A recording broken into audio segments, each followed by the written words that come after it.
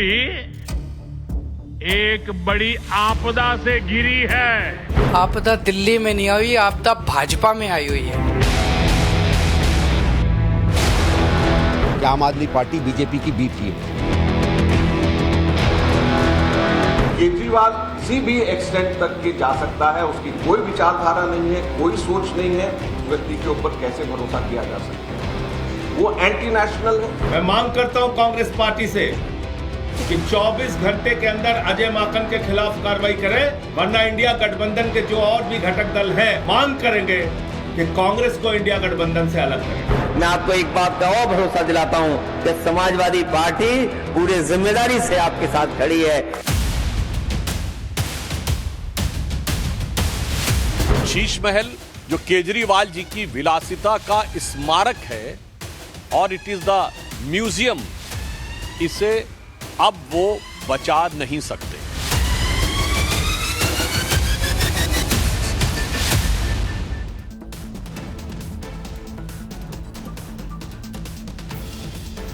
नमस्कार दर्शकों, मैं हूं नाविका कुमार और आप जुड़ रहे हैं मेरे साथ सवाल पब्लिक का शो पर आज जन गण का मन जानने के लिए। दिल्ली चुनाव, दिल्ली दंगल में क्या होने वाला है वो आज अगले 1 घंटे में हम डेटा के थ्रू इस शो पर देखेंगे। जैसे जैसे दिल्ली चुनाव की गर्मी बढ़ती जा रही है, वैसे वैसे ग्राउंड पर हालात बदलते दिख रहे हैं। इस वक्त दिल्ली चुनाव की हवा किस ओर बह रही है, आज मैं उसी का आकलन करने जा रही हूं।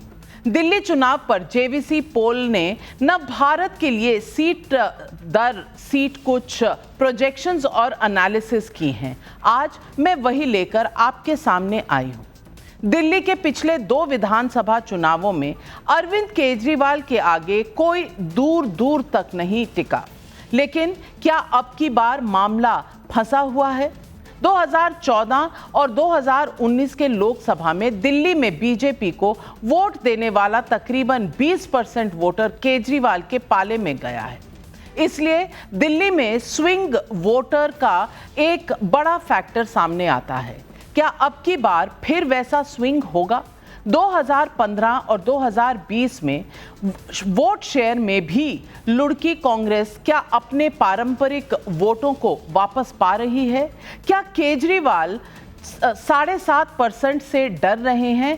क्या है ये खास डेटा? थोड़ी देर में आप यही देखने वाले हैं। पूर्वांचली वोटों की लड़ाई किसको फायदा पहुंचाएगी?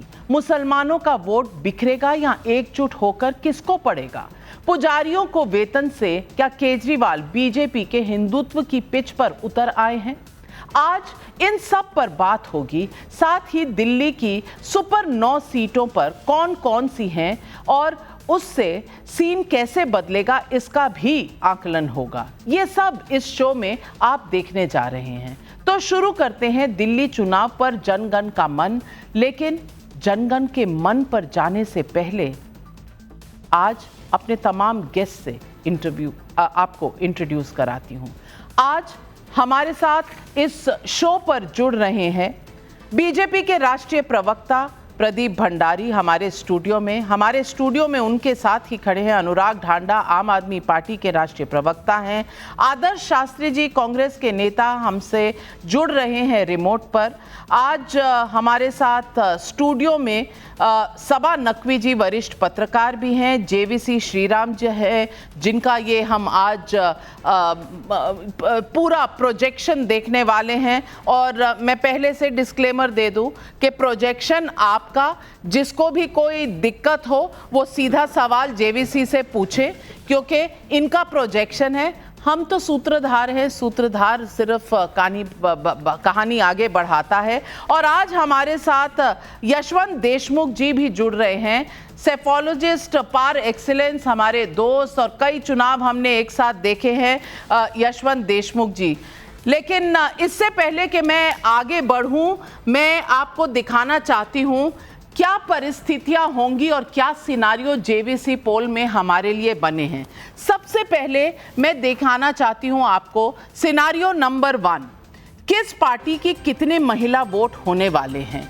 अगर मुफ्त योजनाओं से महिलाएं आपको समर्थन करती हैं तो किस पार्टी को कितना वोट मिलेगा, आपसे इंप्रेस होंगी तो 55% यानी 55% आम आदमी पार्टी को, बीजेपी को 39%, कांग्रेस पार्टी के वोट है वो 5% है, अन्य के 1%, यानी कि आम आदमी पार्टी की 2100 पर मंथ की महिलाओं के लिए जो सीट है वो ये आकलन दिखाते हैं।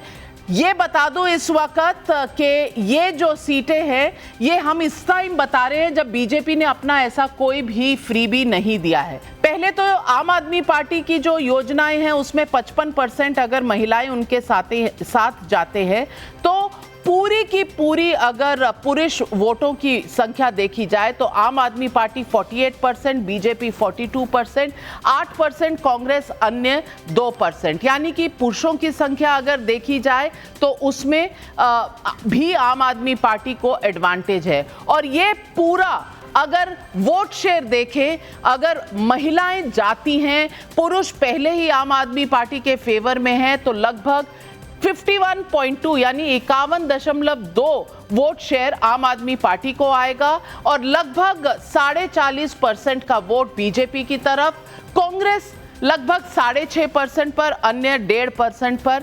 आम आदमी पार्टी के पास एडवांटेज होगा अगर इस तरह का सिनारियो होता है और इससे सीट प्रोजेक्शन क्या होती है ये भी मैं आपको दिखा दूं। इस परिस्थिति की संभावना 10% है। अब 10% क्यों कह रहे हैं? महिलाएं खुश तो हैं उन फ्रीबी से।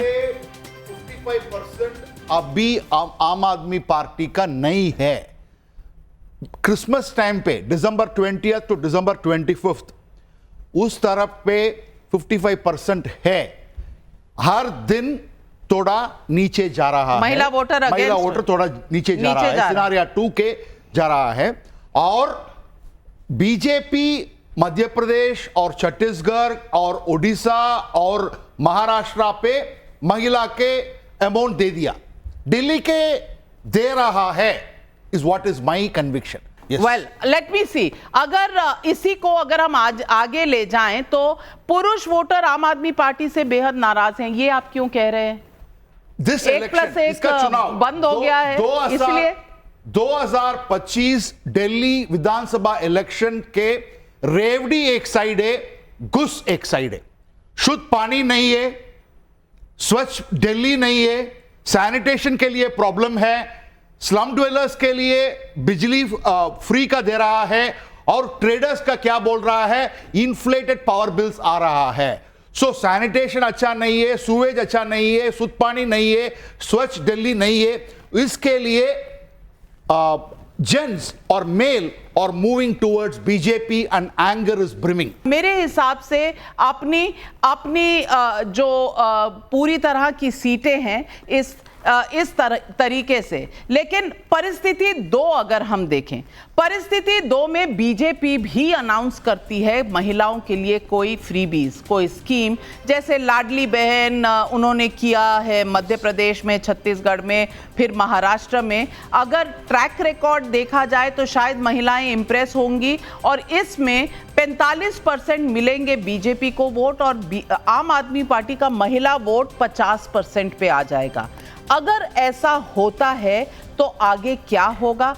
पुरुषों का भी अगर हम वोट देखें तो पुरुषों में लगभग बराबर है, 45% आम आदमी पार्टी को और बीजेपी को भी 45%, और ओवरऑल अगर आप देखें तो टक्कर बहुत कड़ी हो जाती है, 47.3% आम आदमी पार्टी को और लगभग 45% चली जाती है बीजेपी को। तो बीजेपी के लाडली बहना जैसे वादों वाली कोई संभावना अगर होती है तो बीजेपी की एडवांटेज बढ़ने का और आम आदमी पार्टी की तरफ से विमेन वोटर्स को खींचने का एक प्रोबेबिलिटी बढ़ जाती है। तो ये सिनारियो हमने आपको दिखाया, तब वोट शेयर कैसे होंगे।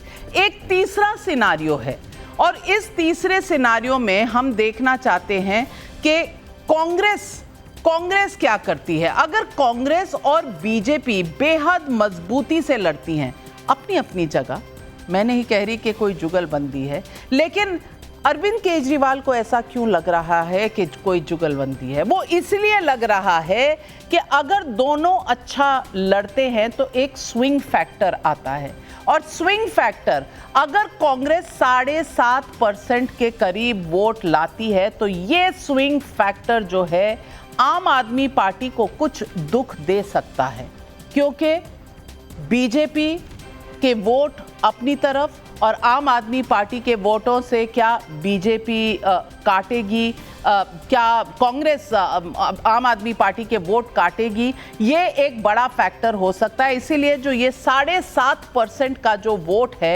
ये कहीं ना कहीं बहुत क्रूशियल स्विंग फैक्टर है, इसीलिए इसको हम एक्स फैक्टर कह रहे हैं। मैं सबसे पहले as I open this debate मैं पूछना चाहती हूँ, ढांडा साहब बहुत कुछ है दाव पर। महिलाओं की जो योजना है वो आपने प्रॉमिस तो 1000 रुपए भी किए थे, पंजाब में भी किए थे, डिलीवरी हुई नहीं। इस बार आपने 2100 रुपए प्रॉमिस किया है।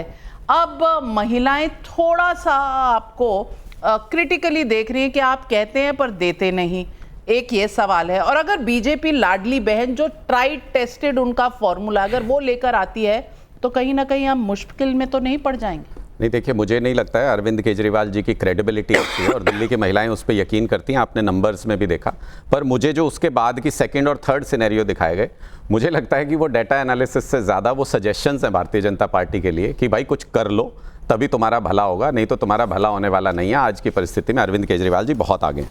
पूरी दिल्ली के माइंड में आज के दिन में जो सवाल चल रहा है वो पूरी दिल्ली के माइंड में ये सवाल है, ये महिलाएं हों पुरुष हों, ये आज के दिन में ये सवाल पूछ रहे हैं कि इस बारात का दूल्हा कौन है? भारतीय जनता पार्टी की बारात का।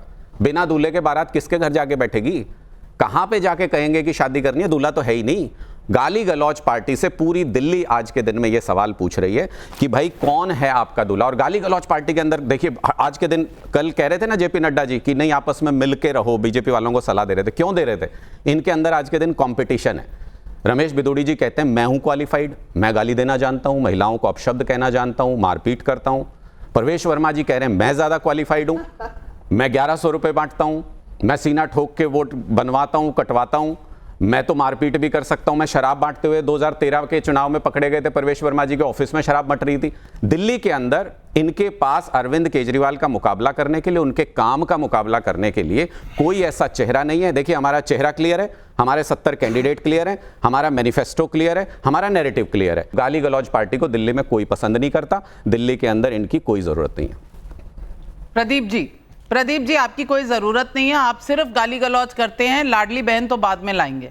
देखिए नविका जी, ये मार पिटाई की बात कर रहे हैं, ये है वो बड़ा सा शीश महल जिसके अंदर इन्हीं की राज्यसभा की member of parliament Swati Maliwal को अरविंद केजरीवाल जी के शीश महल में रहते हुए 52 करोड़ के पीटा गया, मारा गया और उसी को पंजाब का एडवाइजर बना दिया। वो 52 करोड़ का शीश महल जिसमें अरविंद केजरीवाल कहते थे मैं बड़ा बंगला नहीं लूंगा, मैं ना सिक्योरिटी लूंगा, ना मैं कुछ करूंगा। इनकी पोल खुल चुकी है। तो दिल्ली की जनता उनसे पूछ रही है कि भाई जो 2 BHK में रहने का वादा कर रहे थे उसने 52 करोड़ का शीश महल बनाया, वो 52 करोड़ के पैसे से दिल्ली के अंदर कचरे के ढेर ठीक हो सकते थे।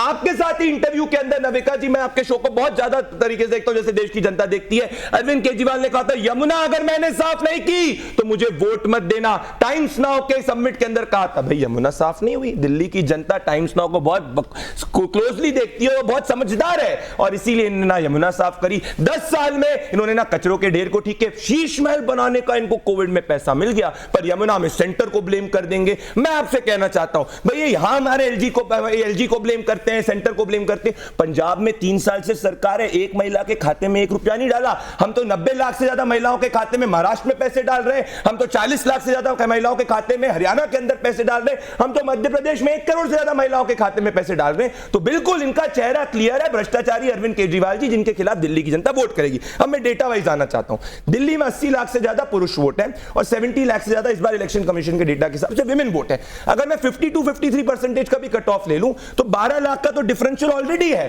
तो जो स्क्यूड महिला वुमेन का जो झारखंड के अंदर होता है वो दिल्ली के अंदर होता नहीं है। ये सर्वे ये दर्शाता है कि अपवर्ड स्विंग पे हम है, डाउनवर्ड स्विंग पे ये है। और जैसे हरियाणा के अंदर 72 घंटे पहले तक सब लोग कह रहे थे कि भाई कांग्रेस पार्टी जीतेगी, कोई नहीं मान रहा था, पत्रकार सरकार, कोई नहीं मान रहा था, पर जनता ने बोला नहीं कांग्रेस नहीं चाहिए, ऐसे ही ना आम आदमी पार्टी चाहिए, 90% सीट पे जमानत जब्त हो गई, वैसे दिल्ली कह रहा है आपदा नहीं चाहिए, भाजपा चाहिए। अब आदर्श शास्त्री जी, छोटा समय इसका जवाब देना नहीं आदर्श शास्त्री जी के कहने पर भी आपके बहुत जवाब होंगे। आदर्श शास्त्री जी, मैं आपसे पूछना चाहती हूं, ये जो 7.5% का स्विंग है, ये क्या कांग्रेस पार्टी कर पाएगी? ये सर्वे बता रहा है कि आपने महिला स्कीम में आम आदमी पार्टी से ज्यादा प्रॉमिस कर दिया है। 2100 रुपए का प्रॉमिस की जगह आपने 2500 रुपए देने का वादा कर दिया है, लेकिन हलचल नहीं है कोई ग्राउंड पर, क्योंकि 1 लाख का भी प्रॉमिस किया था आपने, लोगों से फॉर्म भी भरवाए थे, लेकिन ना कुछ हुआ, ना आपकी सरकार आई और ना आपने किसी को पैसे दिए। तो कहीं ये जो 2500 रुपए का वादा है, वादा बन के रह जाएगा? आपकी क्रेडिबिलिटी बहुत लो है, इसीलिए जनता ले नहीं रही सीरियसली आपको। देखिए ऐसा है नाविका जी, ये तो भाजपा और आम आदमी तो आपस में शाउटिंग मैच खेलते रहेंगे। मैं आपको ज़मीन की सच्चाई बता रहा हूँ। पहली बात तो ये कि आम आदमी पार्टी तो 2100 की स्कीम की बात करे ना, 5 साल कुछ काम किया होता तो काम के आधार पे वोट मांगते। टूटी सड़कें हैं, टूटी नालियां हैं, सीवर बह रहा है, पानी टैंकर माफिया दोबारा से प्रचलित हो चुका है, पाइप में गंदा पानी, नल में गंदा पानी आता है, सीवर का पानी आता है। ज़मीनी स्तर में लंदन सिंगापुर की सड़कों की बात करते थे, आज दिल्ली की सड़कें बदहाल है। ये बात करते थे यमुना साफ हो जाएगी, झाग से लबालब है। तो ये तो पूरी तरह से फेल हो चुके हैं। इस तरह का एक रेवड़ी, इस तरह का एक लॉलीपॉप देने की बात कर रहे हैं। 3 साल से पंजाब में एक महिला का नाम मुझे बता दें जिसको 1000 रुपया मिला, एक महिला का। पहली बात ये। दूसरी बात, कांग्रेस पार्टी ने चाहे झारखंड की बात करें, कर्नाटक की बात करें, जहां पे बोला वहां पे वो पैसे दिए हैं, वहां पे प्रतिमाह हर महिला को सहयोग राशि जो है ये मिल रही है। दिल्ली में हमने 2500 का वायदा किया है, दिल्ली में भी हम पूरा करेंगे। आज दिल्ली में मैं कहीं जाता हूं, द्वारका में मैं कहीं जाता हूं, जनता के बीच में एक ही आवाज है कि शीला दीक्षित वाली कांग्रेस वाली दिल्ली ही अच्छी थी। चैन से सोते थे, चैन से काम करते थे, इस तरह की धूल मिट्टी में, सीवर सड़क के टूटे हाल में तो नहीं पड़े थे। और इनको अब दिल्ली के लोगों ने ठान लिया है कि इस महाठग और इनकी पार्टी को बाहर करना है, अरविंद केजरीवाल को बाहर करना है। पहली बात। महाठग आप आज कह रहे हैं, जब इंडिया अलायंस में थे एक साथ तो एक दूसरे के हाथ में हाथ डाले, हम साथ साथ हैं गाते थे, आज महाठग कह रहे हैं। अब जनता ये भी तो सवाल पूछेगी कि कल जो आपका भाई था वो आज इतना दुश्मन कैसे? विरासत की लड़ाई है क्या ये? आज बिल्कुल देखिए, हम तो ये पहले अजय माखन जी भी बोल चुके हैं, मैं भी बोल चुका हूं कि हमारा ये अलायंस जो है मेरे हिसाब से गलत था राष्ट्रीय स्तर पे। रही बात दिल्ली की, दिल्ली में कोई अलायंस नहीं है और बिल्कुल इन महाठगों के साथ हम लोग काम नहीं कर सकते। इन्होंने दिल्ली को बर्बाद करने का काम किया है। टेम्पररी चीफ मिनिस्टर बिठा दिया है। टेम्पररी क्या होता है संविधान में पद? और अरविंद केजरीवाल की ये बात कर रहे हैं bail conditions. Arvind Kejriwal jail से छूट के बरी नहीं हुए हैं, अरविंद केजरीवाल बेल पे हैं। दिल्ली में अब आम आदमी पार्टी की जमीन बहुत तेजी से खिसक रही है और इतनी तेजी से जमीन खिसक रही है कि शायद इनको खुद ही अंदाजा नहीं हो रहा है। बौखलाहट चारों तरफ दिखाई दे रही है। 2100 दे देंगे, ये दे देंगे, वो दे देंगे। जुगलबंदी है, यही तो जुगलबंदी है जो सबको डरा रही है। और यशवंत देशमुख जी 3 सिनारियो हमने अब तक दिखाए। पहले में आम आदमी पार्टी जहां महिला का वोट पा रही है, उसमें लगभग अगर वो रहा और 55% वोट अगर मिलते हैं आम आदमी पार्टी को महिलाओं के और पुरुषों के 48%, तो आम आदमी पार्टी 56 से 60 सीटें कहीं तक पा सकती है। ये रेंज होगा। लेकिन दूसरे सिनारियों में अगर बीजेपी की महिला योजना हिट हो जाती है तो आम आदमी पार्टी की जो महिला वोट है वो 50% पर अगर आ जाती है और पुरुषों की तरफ से भी एक एंगर इलेक्शन की बात जेवीसी कर रहे हैं, तो ये सीटें बहुत नेक एंड नेक में हैं। यानी कि 33 to 36 बीजेपी की और 33 से लेकर 37 तक आम आदमी पार्टी की, क्योंकि वोट शेयर का फर्क सिर्फ 47% वर्सेस 45% है।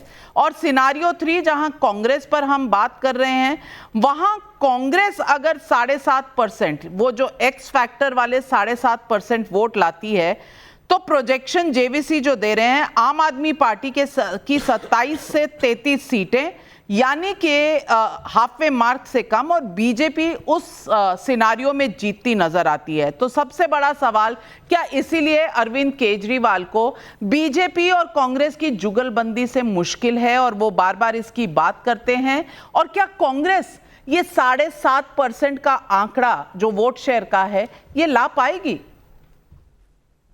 तीसरे सिनेरियो से पहले नाविका शुरू कर लेते हैं। देखिए, कांग्रेस का दुर्भाग्य यह है कि शीला जी जीवित नहीं है और इस समय सीन में नहीं है। अन्यथा ये बात सारे सर्वेज में लगातार आई है कि दिल्ली में आज भी लोग अब तक का सबसे बेहतरीन मुख्यमंत्री शीला दीक्षित जी को मानते थे, लेकिन उनके जाने के बाद में उस वैक्यूम को कांग्रेस फिल नहीं कर पा रही। अब ये 2500 का वादा करे चाहे 25,000 का वादा करे, समस्या उसकी नहीं है। आपने एक लाइन बोली कि डिलीवर कौन कर सकता है, इसके ऊपर एक ट्रस्टवर्दीनेस की भी बात आती है कहीं ना कहीं। और आपको याद होगा कि अगर मैं गलत नहीं हूं तो आप मुझे सही कर दीजिए, 6,000 रुपए साल का जो किसान सम्मान निधि का प्रधानमंत्री मोदी की घोषणा थी और राहुल गांधी जी ने घोषणा की थी 72,000 रुपए साल, अगर मैं गलत नहीं, कृपया इसको सही कर दीजिए अगर मैं गलत बोल रहा हूं तो। लेकिन 72,000 की घोषणा करने के बाद में भी इन दो चीजों के ऊपर लोगों की ट्रस्टवर्दीनेस उस समय प्रधानमंत्री मोदी के लिए ज्यादा दिखाई दी, इन घोषणाओं के ऊपर। तो स्वाभाविक सी बात है कि केवल घोषणा महत्वपूर्ण नहीं है, घोषणाओं का क्रियान्वयन और उस क्रियान्वयन को कौन ज्यादा बेहतर कर सकता है। अगर शीला दीक्षित जी जीवित होती और कांग्रेस का फेस होती तो वो ट्रस्टवर्दीनेस फैक्टर दूसरे तरीके का होता, क्योंकि 15 साल लोगों ने शीला जी को दिल्ली का काया पलट करते हुए देखा था। तो आपके सवाल का जवाब स्वाभाविक सी बात यह है कि ये जो ट्रायंगुलर कंटेस्ट की जो बात होती है नाविका, हमारे ट्रैकर लगातार ये दिखा रहे हैं कि ये ट्रायंगुलर कंटेस्ट की संभावना न के बराबर है। दिल्ली पूरी तरह से बाइपोलर होने जा रहा है और इस बाइपोलैरिटी में मुख्य मुकाबला 4-5 सीटों को अगर आप छोड़ दें जहां कांग्रेस लड़ेगी उनके कैंडिडेट्स के कारण, अन्यथा लगभग 65 सीटों पे मामला कंप्लीटली बाइपोलर होने जा रहा है। तो कांग्रेस नहीं है तो फ्रीबी का कितना इंपैक्ट होगा सबा जी, ये भी देखने की बात है। नाविका जी, फ्रीबी को लेकर ये बात ये है कि बीजेपी की पूरी कोशिश दिल्ली में, क्योंकि बहुत लेवल सरकार अलग सी, एलजी के भी पावर्स हैं और बीजेपी ने पूरी कोशिश की आपको ब्लॉक करने के लिए। तो लोग सोचेंगे कि मैंने देखा जब ये महिला का उन्होंने अनाउंसमेंट किया, मेरे इलाके में सब महिला रेडी हो गई साइन करने के लिए, लेकिन पुलिस ने आके उनको रोका। तो पुलिस एलजी के अंदर है। और दूसरी बात, मेरे एनालिसिस में मुझे समझ नहीं आ रहा कि बीजेपी का कैंपेन है क्या इस बार। अभी तक नेगेटिव चल रहा है, अभी तक पॉजिटिव नहीं आया। आप कह रही हैं कि बीजेपी का अनाउंसमेंट होगा, लेकिन हुआ नहीं है, कैंडिडेट्स भी नहीं हुए। कैंडिडेट्स जो उतरे हैं, रमेश बिदूरी, परवेश वर्मा, ये हिंदुत्ववादी जो चीज़ें, कुछ तरह की चीज़ें बोल देते हैं। तो मुझे समझ नहीं आ रहा कि बीजेपी ने इतना डिले क्यों किया है, क्योंकि इसमें कोई शक नहीं है, जो भी एनालाइज करे, कि नैरेटिव आम आदमी पार्टी सेट कर रही है और बीजेपी अटैक कर रही है। हमने एक जेवीसीजी के प्रोजेक्शन पर एक सुपर 9 सीटें निकाली हैं। अब इन सुपर 9 सीटों पर मार्जिन ऑफ जो जीत था उसमें मुंडका पहली सीट है।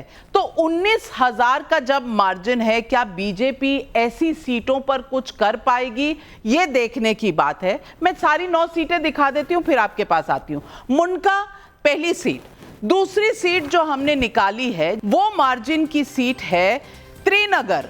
त्रिनगर में 22,000 का मार्जिन 2015 में था और अब 2020 में घट के लगभग 10-10,500 हो गया। क्या यहां पर कुछ फेरबदल हो सकता है त्रिनगर और मुंडका की सीटों पर? ये सुपर 9 सीटें हैं।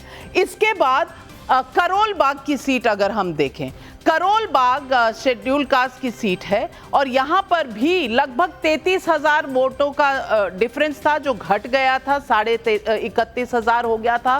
कि क्या यहां पर बीजेपी कुछ कर पाएगी, तभी आम आदमी पार्टी को टक्कर दे पाएगी।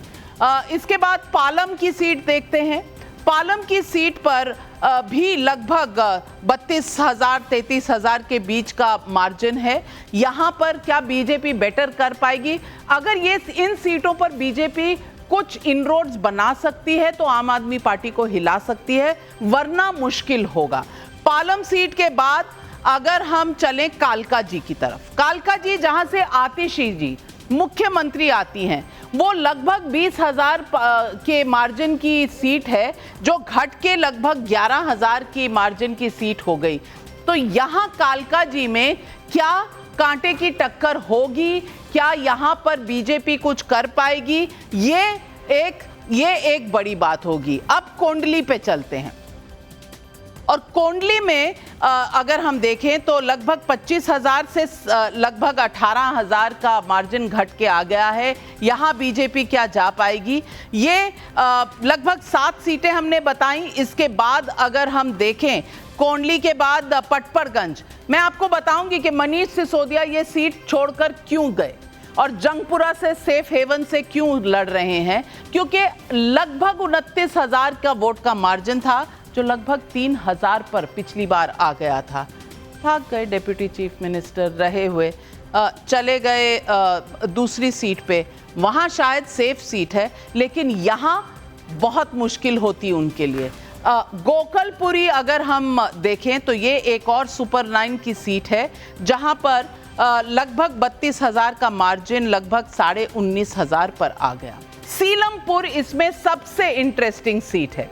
सीलमपुर में अगर आप देखें तो यहाँ पर 2015 में वोट शेयर देखिए 51.25 और फिर 56.05। यहाँ पर सीट शेयर वोट शेयर जो है बढ़ा था, लेकिन अगर कांग्रेस यहाँ पर कुछ कर पाती है और अगर ये ट्रायंगुलर कॉन्टेस्ट सीलमपुर में होता है तो क्या यहाँ धक्का पड़ेगा? क्या बीजेपी उसका बेनिफिट ले पाएगी? ये एक बड़ा सवाल है, इसलिए हम इन सीटों को सुपर 9 कह रहे हैं। पूर्वांचली वोटर के अपमान का मुद्दा भी किसको नुकसान पहुंचाएगा, ये भी एक बड़ी बात है। आज इस बात पर बहुत से प्रदर्शन भी हुए हैं, और इसके अलावा 2020 की तरह क्या जीएसटी एक बड़ा फैक्टर होगा, ये भी कुछ सवाल हैं।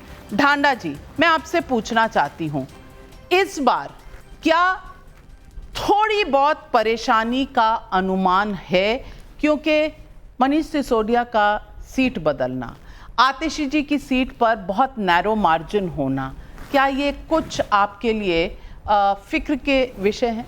नहीं, पर मुझे लगता है कि सीट सिलेक्शन से मैं सहमत नहीं हूँ। आपने इनको सुपर 9 ज़रूर कहा, लेकिन इन सीटों में तो 30-30, 40-40 हज़ार का मार्जिन है। मतलब कितना ही कवर करेंगे, अगर करेंगे भी तो। मान लिया, आपका ही सिनेरियो मान लेता हूँ मैं, कवर करें, कितना कवर करेंगे? आतिशी जी का 10,000 मार्जिन से वो जीती थी, आप कह रहे हैं क्लोज फाइट है। असेंबली इलेक्शन में 10,000 का margin is a close fight. Mundka seat के बारे में मैं ज़रूर कहना चाहता हूँ। साहिब सिंह वर्मा जी वहाँ से आते हैं, प्रवेश वर्मा जी का गाँव है वहाँ पे।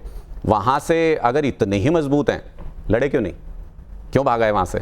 मुझे लगता है कि आपने जो मनीष जी के बारे में बोला पटपरगंज सीट पे, मुझे लगता है उस पर भी बात होनी चाहिए। 3 चुनाव लगातार इन अ रो मनीष सिसोदिया जी वहां से जीत रहे। मार्जिन अप डाउन होते रहते हैं, वो लोकल सिनेरियो होता है उसमें। पिछली बार कौन वहां से चुनाव लड़ रहा था, कौन नहीं लड़ रहा था, बहुत सारे लोकल फैक्टर्स होते हैं।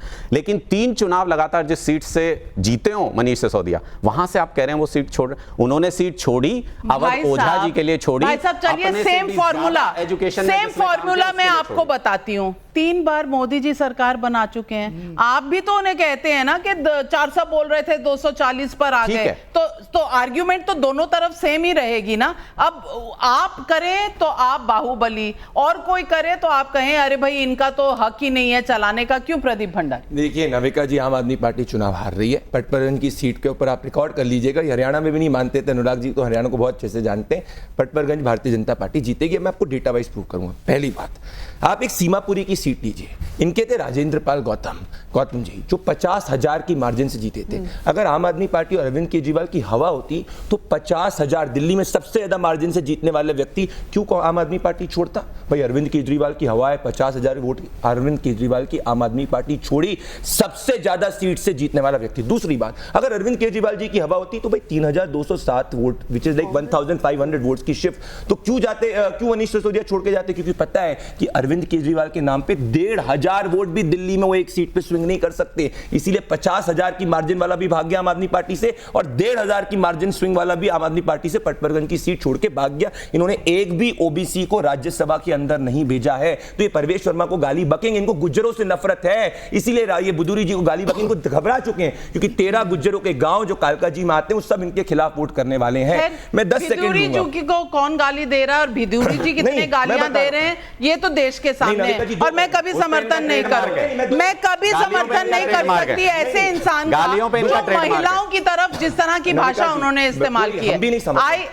आई ऑब्जेक्ट टू दैट लैंग्वेज। अरे आप समर्थन नहीं करते रविका जी? अरे बता दो नविका जी, बोल गए थे बिदूरी जी ने, वो कह रहे हैं हम समर्थन नहीं कर रहे। रविका जी जो रमेश बिदूरी जी ने बोला प्रियंका वाड्रा पे, उस पर पार्टी ने अपनी टिप्पणी कर दी, हम बिल्कुल नहीं समर्थन करते। क्या ये स्वाति मालीवाल जिनको पीटा गया क्यों नहीं अभी तक जाके उन्होंने विभा कुमार जो है इनके एडवाइजर क्यों बनाया पंजाब में? बताइए, अगर आप समर्थन करते हैं स्वाति मालीवाल पे क्यों नहीं खड़े हुए? जवाब दीजिए, महिलाओं के आप इतने शुभ चिंतक हैं तो स्वाति मालीवाल के साथ ऐसा मुख्यमंत्री आवास में हुआ कैसे? मैं बता देता हूं, बहुत सारे ऐसे केसेस में फर्जी केस भी कराए जाते हैं और पुरुष विक्टिम भी होते हैं। मैं कारण बताता हूं, हमने वीडियो जारी किया था, हमने वीडियो जारी किया था, हमने वीडियो जारी किया था कि कौन गाली दे रहा था वहां, कि कौन गाली दे रहा था। आप ही कह रहे हैं कि मर्दों को वो विक्टिम बना रही थी। मैं नहीं जानती। सबा नकवी जी आप कह रही हैं स्वाति मालीवाल विक्टिम बना रही थी पुरुषों को वहां पर। क्या स्वाति मालीवाल अरविंद केजरीवाल और आम आदमी पार्टी के गुट की नहीं थी? क्या उनके साथ जो हुआ वो गलत है, झूठ है? गलत है जो भी है नाविका, वो इस चुनाव में इतना बड़ा मुद्दा है नहीं तो फिर महिलाओं के बारे में ये कैसे बात कर सकते हैं अगर स्वाति मालीवाल पर नहीं कर सकते? वो कैंडिडेट नहीं है, वो कैंडिडेट नहीं है। रमेश बिदूरी, एक मिनट, रमेश बिदूरी कैंडिडेट है, स्वाति मालीवाल कैंडिडेट नहीं है ना। हम लोग चुनाव की बात कर रहे हैं कि नहीं? नहीं, अभी महिलाओं की मतलब ये कह रही है कि भाई स्वाति मालीवाल चुनाव नहीं लड़ी तो स्वाति मालीवाल महिला का अपमान कर दो। आदर्श शास्त्री जी महिलाओं की इज्जत चुनाव से नहीं कर सकते। स्वाति मालीवाल को सीएम आवास में पीटा गया क्योंकि आम आदमी पार्टी जो है लेकिन शर्म आनी चाहिए। 2016 में आम आदमी पार्टी के लोग, आम आदमी पार्टी के विधायक ने जब कहा पंजाब और दिल्ली में आम आदमी पार्टी के लोग रमेश बिदूरी को हटाते क्यों नहीं है? रमेश बिदूरी ने गलत किया, आपने माना, आपने माना ना, आपने माना क्यों है? मैं बताता हूं, अब ये जाटों पे आ गया, मैं भागेंगे उससे। अब मेरी बात सुन लीजिए, ये देखिए, एक महिला को पीटना और मारना कोई चुनाव से होगा? मतलब चुनाव में कोई महिला मैं बोलना चाहता हूं, मैं बीच में आ जाऊं, मैं बीच में आ जाऊं।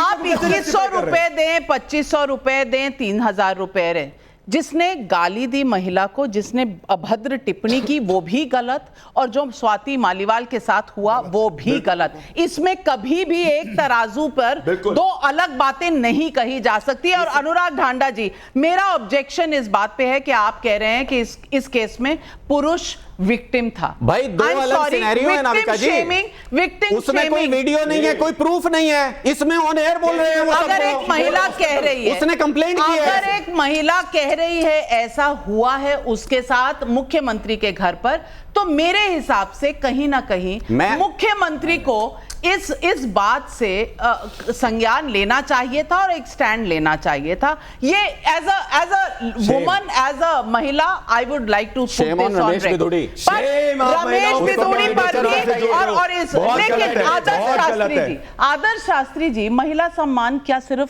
चुनाव से जुड़ा हुआ है? देखिए, ऐसा है, आपके सामने है, ये दोनों किस तरह से लड़ रहे हैं। महिलाओं का अपमान ये दोनों पार्टी करती आई हैं।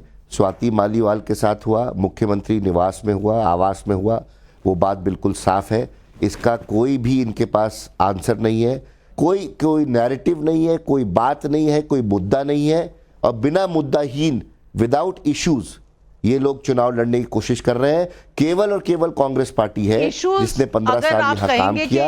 आज दिल्ली की जनता हर गली में यही बोल रही है कि सबसे ज्यादा सुख चैन मुद्दे हैं एमसीडी का कंट्रोल, एमसीडी की परफॉर्मेंस, दिल्ली का कंट्रोल, दिल्ली की परफॉर्मेंस, कितना राज्य सरकार कर सकती है, कितना सेंटर की परफॉर्मेंस से होना चाहिए था, ये सारे मुद्दे हैं और जनता के सामने है, जनता इस पर कहेगी। लेकिन कौन कब कितने वोट किसको देता है, अगर हम ये देखें, हम अगर दिल्ली चुनाव में देखें तो आम आदमी पार्टी को कौन कितने वोट देता है। हिंदू 51% देते थे 2015 में, 2020 में ये आंकड़ा 48% आया आपके लिए। मुसलमान 77%, ये 83% पे बढ़ गया। सिख 57% बढ़ गया 67% पर, अन्य 63%। लेकिन आप देखें तो हिंदू वोट थोड़ा 2020 में कम हुआ और मुसलमान वोट बढ़ा आम आदमी पार्टी के लिए। अब यही बीजेपी के लिए देख लेते हैं तो बीजेपी के लिए कौन सा समूह कितना करता है। हिंदू 37% था 2015 में, तभी मुझे लगता है कि उस चुनाव में 3 सीटें आई थी और 67 सीट्स आम आदमी पार्टी को गई थी। ये आंकड़ा बढ़ा 2020 में 46% हुआ, मुसलमान 2 से 3% हुआ, सिख 34 से 28%, अन्य 30 से 28%। ये बीजेपी का रिपोर्ट कार्ड है। अब कांग्रेस की वोट शेयर देखते हैं। कांग्रेस को हिंदुओं का वोट 8% था, वो 2020 में 3% हुआ। मुसलमानों का वोट 20 से 13%, क्योंकि ऑल्टरनेटिव ही नहीं है, क्योंकि ये वोट उसको जाता है जो जीतता हुआ नजर आता है और ये सारा खिसक कर आम आदमी पार्टी को चला गया। सिख 8% था, 4% हो गया, अन्य 4% पर है। तो ये अगर मैं देखूं तो ये डेमोग्राफिक डिटेल है कि कौन सी जाति कितनी हिंदुओं को। क्या ये हिंदुओं पर जो रिलायंस है वोट की, यशवंत देशमुख जी, मेरा सवाल आपसे है, क्या इस वजह से इस बार अरविंद केजरीवाल ने पुजारियों और ग्रंथियों के लिए खास एक आयोजन ऐसा किया और फिर सनातन धर्म समिति बनाई, क्योंकि कहीं ना कहीं वो समझ गए हैं कि हिंदू वोट खींचना पड़ेगा बीजेपी से, महिला वोट खींचना पड़ेगा बीजेपी से, तभी सिक्योर हो पाएंगी सीटें। बड़ा मुद्दा है, वो स्कोर करने की कोशिश करेंगे। जहां तक उनके हिंदू कार्ड का सवाल है, मुझे ऐसा लगता है कि शायद वो इस बात को इंटरेस्टिंगली कई और विपक्षी नेताओं की तरह समझ गए हैं कि आपको प्रो मुस्लिम होने के लिए एंटी हिंदू होना या एंटी हिंदू दिखना आवश्यक नहीं है। ये एक बहुत इंटरेस्टिंग डेवलपमेंट है, क्योंकि मुझे ऐसा लगता है कि वो इस बात को अच्छे से समझ रहे हैं कि वो रोहिंग्यास के ऊपर या ग्रंथी और पुजारी स्कीम या कितना भी प्रो स्टैंड ले हिंदुओं का, मुसलमान उनको छोड़ के किसी और को वोट नहीं देगा, क्योंकि मुसलमान मतदाताओं के लिए बीजेपी को हराना ये उनकी पहली प्रायोरिटी होगी। तो एक ये बड़ा इंटरेस्टिंग कैलकुलेशन है, गैम्बिट भी है, कैलकुलेशन भी है, और ये कहीं ना कहीं ये उस तरीके के अब अपोजिशन के रणनीतियों का हिस्सा बन रहा है, जहां पे हमने उत्तर प्रदेश में लोकसभा चुनाव में देखा कि अखिलेश यादव जी ने अपने यहाँ से यादव और मुस्लिम उम्मीदवारों की संख्या बहुत ज्यादा कम कर दी थी और कैंपेन में भी उसका कोई जिक्र नहीं किया। ये दिक्कत अभी तक शायद ये आ रही है कि कांग्रेस के नेता इस बात को नहीं समझ पा रहे हैं कि उनकी समस्या शायद उस इमेज की है जो बीजेपी ने उन पर चिपका दी है कि ये एक एंटी हिंदू पार्टी है, उस तरीके की एक इमेज चिपका दी है। अरविंद केजरीवाल शायद उससे बचना चाहते हैं, इसलिए रह करके वो प्रो हिंदू स्टैंड के ऊपर, चाहे वो अयोध्या यात्रा की बात करें या 370 का हटाए जाने का समर्थन करें, या फिर ग्रंथियों और पुजारियों के लिए स्कीम लेके आए, या फिर बहुत आक्रामक ढंग से रोहिंग्या मुसलमानों के खिलाफ बात करें। ये चीज वो इसलिए कर पा रहे हैं क्योंकि उनको इस बात की क्लैरिटी आ गई है कि हम प्रो हिंदू स्टैंड ले सकते हैं, इससे हमें मुस्लिम वोटों का नुकसान नहीं होगा। वैसे मैं कुछ कहूँ इसमें कि अरविंद केजरीवाल तो शुरुआत जब उनकी अन्ना मूवमेंट में भी हुई तो उसमें हिस्सेदारी संघ की भी थी और इमेजरी जो थी भारत माता के दृश्य के नीचे पूरा आंदोलन हुआ। वो हमेशा से ही ये हिंदू बात करते हैं, उनका एनालिसिस ये है, वो जब मिलते हैं लोगों से कहते हैं कि क्यों बीजेपी अपने आप को हिंदुओं का ठेकेदार, मैं भी हिंदू हूँ, वो भी हिंदू है। ये इनका एनालिसिस है और ये इनकी पोजीशनिंग है, जिसके वजह से लिबरल्स काफी उनसे परे हो चुके हैं। बीजेपी तो हिंदू कार्ड है ना, हिंदू कार्ड चलेगा, हिंदू कार्ड चलेगा तो किसको फायदा होगा? अनुराग ढांडा जी देखिए, मैं हिंदू कार्ड नहीं चलते हम लोग हिंदू धर्म को अरविंद केजरीवाल जी मानते हैं और सारे धर्मों का सम्मान करते हैं। 10 साल बाद क्यों याद आई पुजारियों और ग्रंथियों की, पहले क्यों नहीं आई? आप हमसे नाविका जी ये पूछते हैं कि 10 साल बाद क्यों याद आई। चलिए, हमको 10 साल बाद याद आई। हम तो अनाड़ी, अभी नई नई पार्टियां सीख रहे हैं। ये कितने साल पुरानी पार्टी, इनको अब भी नहीं याद आई? हमारे करने के बाद भी नहीं याद आई? प्रदीप जी, इनको शर्म कुछ नहीं आती है? इनको हिंदू धर्म का थोड़ा भी सम्मान। मैं एक चीज कहूंगा जो पहले मेरा छूट गया था, विजय गोयल जी को आप देख लीजिए ना, दिल्ली में इनके नेता है कि नहीं पूछिए, कहते थे यूपी और बिहार से आने वाले लोगों पे बैन लगाओ, दिल्ली में मत आने दो उनको। ये पूर्वांचली करते हैं, ये हर मुद्दे पे छोड़ के भागेंगे। हमारे 12 विधायक हैं पूर्वांचल से, इनसे पूछो 29 टिकट दिए, अगर एक भी पूर्वांचली को टिकट दी होगी अभी की अभी माफी मांगूंगा। प्रदीप भंडारी सुनिए जरा, अरविंद केजरीवाल यूपी और बिहार का आदमी इनके लिए फर्जी वोटर है। जाट को मुख्यमंत्री हमने बनाया, राज्यसभा में एक भी ओबीसी, न जाट न कि दलित को इन्होंने भेजा जाके चीजें। रुक जाइए अनुराग जी, अभी तो शुरुआत हुई है। जाटों को मुख्यमंत्री अभी तक नहीं बनाया। अब सुनाना चाहता हूं इनका हिंदू कार्ड। पूर्वांचल में 2020 में पूर्वांचलियों को कहते थे कि अरे यूपी बिहार से लोग आके दिल्ली के अस्पताल भर लेते हैं। पूर्वांचलियों के प्रति इतनी घृणा इनके मन में, ये मैं बताऊंगा। अब बताना चाहता हूं, पूर्वांचली आपको हराएगा। पूर्वांचलियों के लिए यमुना मैया सबसे ज्यादा है। क्या यमुना मैया छठ मनाती है? क्यों नहीं यमुना? बोला इन्होंने पॉडकास्ट में, अरे देंगे 40 से ज्यादा सीटों के आने। 29 सीटों में 0 होगी। सुनो 29 सीटों में 0 ओके, अभी पूरी सीटें आई नहीं है कह रहे हैं जी, आप लिख के रख लीजिए। यमुना मैया को के लिए, पूर्वांचलियों के लिए यमुना मैया छठ पे बनाना सबसे इंपॉर्टेंट। इन्होंने क्या पॉडकास्ट में किया? मैं यमुना साफ नहीं करता क्योंकि इससे वोट नहीं मिलता। पूर्वांचलियों को गाली देने का काम अरविंद केजरीवाल जी करते हैं। पूर्वांचलियों को गाली देने का काम अरविंद केजरीवाल जी कहते हैं। 2020 में भी गाली बकी, 2025 में भी पूर्वांचलियों को गाली बकी। ये पूर्वांचलियों को फर्जी बुलाते हैं। मैं इनकी बताता हूं हिंदू कार्ड 10 सेकंड 2 का करूंगा। साबा नकवी जी जरा भूल गई, थोड़ा याद दिला देता हूं। ये तब तक ये भगवान राम का मंदिर बनेगा, कहते ना बेटा, मेरा राम किसी की मस्जिद तोड़ के ऐसे मंदिर में नहीं बस सकता। मेरी नानी क्या करती थी, अरविंद केजरीवाल जी कहते हैं कि प्रभु श्री राम का मंदिर मत बनाओ। तो भैया ये जिनकी नानी और दादी जो कहते थे प्रभु श्री राम का मंदिर ना बनाओ, वो क्या प्रभु श्री राम और हिंदू को समझेंगे? तभी इनको चुनावी हिंदू कहा जाता है। अब मैं आना चाहता हूं, अरे चुनाव जब 2 सीट की पार्टी थी नविका जी, तब भी हम प्रभु श्री राम के मंदिर की बात करते हैं। प्रभु श्री राम के मंदिर, अरे आपसे दिल्ली का हर नागरिक नाराज है। पूर्वांचली नाराज, पंजाबी नाराज, गरीब नाराज, दलित नाराज, सब नाराज। पर मैं एक बात, आपने क्रेडिबिलिटी की बात करी, मैं आम आदमी पार्टी का नहीं, वो तो सुनिए मैं बता रहा हूं, नहीं है। सितंबर 7 सारे दिल्ली के 4 लाख 2024 अनुराग ढांडा की फोटो है सुनीता केजरीवाल जी के बाजू में। देखिए जरा ध्यान से नविका जी, मैं दर्शकों को दिखाना चाहता हूं। सितंबर 7 2024 अरविंद केजरीवाल जी की धर्मपत्नी सुनीता जी की फोटो है अनुराग ढांडा के साथ। हरियाणा में, अरे किसानों को कमर्शियल रेट पे बिजली देते हो, हम फ्री बिजली देते हैं। हरियाणा के किसानों ने जवाब दे दिया।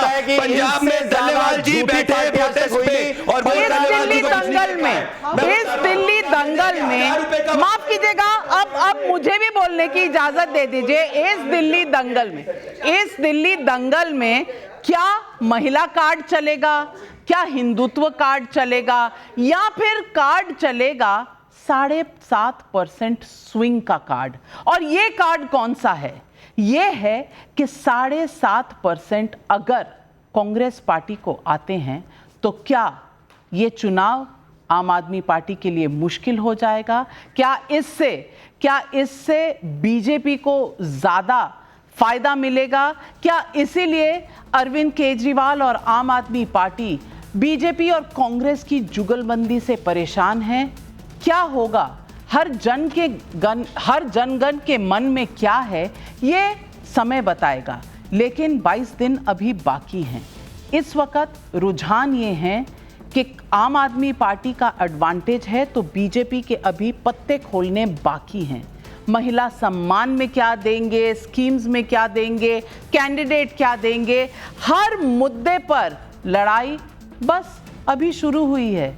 पिक्चर बाकी है मेरे दोस्त, देखते रहिएगा टाइम्स नाउ नव भारत पे क्योंकि ये जन गण का मन है, बदलता है और आखिरी लम्हे तक बदलता है। आज इतना ही, नमस्कार।